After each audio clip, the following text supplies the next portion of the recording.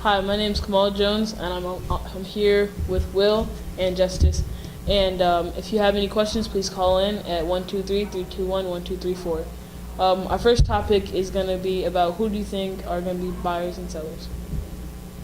Well, at the MLB deadline, you got to look at teams around 500. Now you got to say buyers or sellers. Now, the teams that I think are going to be buyers, for one, to start off, you got to start off with the Chicago Cubs. Personally, the Cubs are 43-45 coming off of a World Series year that they haven't won in 108 years.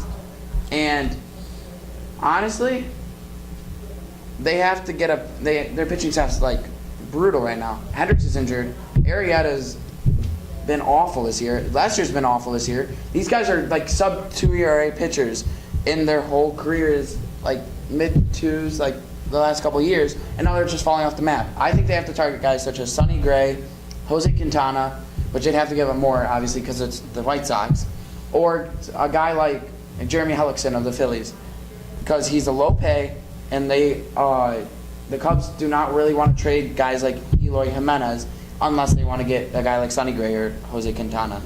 Another seller at the trade deadline, I have to go with the Kansas City Royals. They're hovering around that 500 mark, even though they've been on a hot streak lately. You look at their roster, and most of their guys are upper 20s, and they already won their World Series in 2015. I think that was their peak. They lost certain guys, such as Billy Butler and Johnny Cueto, which has hurt them. Guys also such as Wade Davis, now the Cubs closer and an all-star.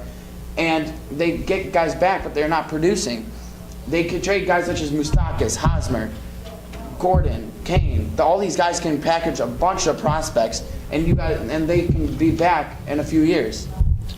You want to talk about another buyer. I completely agree with you about the Cubs, but a team that's really fallen off over the past month or so, the New York Yankees. They're 6 games under 500 since June 1st, and that's pretty much all because of starting pitching. Masahiro Tanaka still can't find his ace status that he's had in years past. Their best pitcher right now is Luis Severino, but they have guys like Jordan Montgomery and CC Sabathia overachieving. They're going to fall down from grace a little bit, and when that happens, the Yankees are going to be desperate for pitching. Their lineup is about as good as baseball. We saw what Aaron Judge did last night. Gary Sanchez also impressed in the home run derby.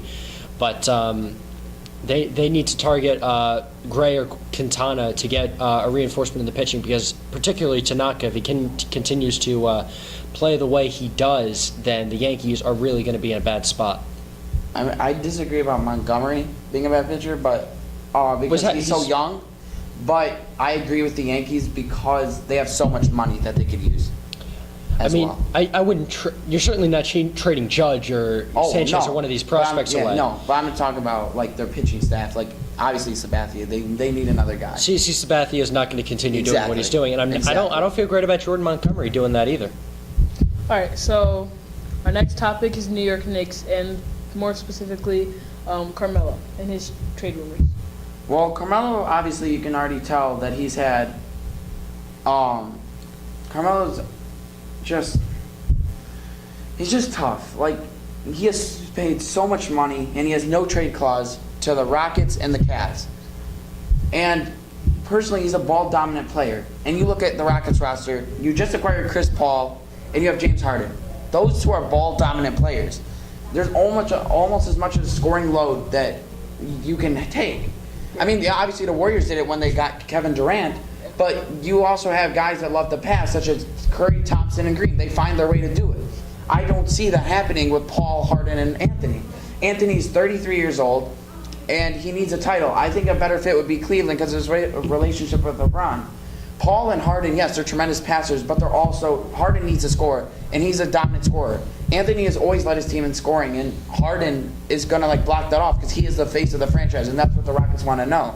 They should re-sign Chris Paul, and I don't think the fit is in Houston. I think he's going to be shipped off to Cleveland for guys such as maybe you'll get a J.R. Smith, a Shumpert back, maybe a Tristan Thompson, maybe Love, but... Well, I doubt they're sending Kevin Love to the Knicks, but the Knicks, obviously, they need to get rid of Carmelo Anthony. It's time to just blow this thing up. And I believe that Carmelo Anthony is at a point in his career where he's willing to sort of take a back seat to someone like a James Harden. I think if he understands that his legacy will be severely tarnished if he can't win a ring. So I think if he was able to work out a deal with Houston, which obviously is a lot easier said than done, he would be willing to let Harden sort of lead the team and just be more of a secondary option. Kind of like a D Wade did this year. Exactly, and that he would have a much better chance of getting a ring that way. I don't think they beat Golden State with Carmelo Anthony on the roster, and you'd probably have to send someone like Trevor Ariza away to the Knicks, but knowing how the front office has been managing lately, you might be able to get him for a bag of chips. Yeah. The Knicks need to get rid of Carmelo Anthony. There's no doubt about it, and I'm at a point now where if you can get him to Houston, I'd be more interested in trading him to Houston because they're outside of the conference. But if you could get him to Houston for any decent player like a Trevor Ariza, I'd be more than willing to do it. Yeah, if you're gonna ship him to Houston, you got to get guys like Zhou Shi, who's like the young Asian center from. He was a early second rounder last year, and obviously guys like Ariza that they still have, maybe an Eric Gordon I could see being sent. But Sure. yeah, the Knicks need to rebuild behind Antilakina and Porzingis because these guys are talented, but they're gonna take time. And Melo's done. The Knicks have no benefit to Carmelo Anthony still being on this roster. Yeah. And I think we have a caller coming in. Yep. What's your question? Hey guys, Topher here, long-time listener, first-time caller. I just was wondering if you guys think the Cubs should be buyers or sellers by the trade deadline. Oh, they should buy. That division is very, very winnable. Milwaukee's got about 5.5 games up. The Cubs have the talent already. If they just get a little bit of pitching reinforcement, as you mentioned earlier, then I would absolutely be looking to do that. All right, and that's all the time we have today on the show. Thank you so much for watching.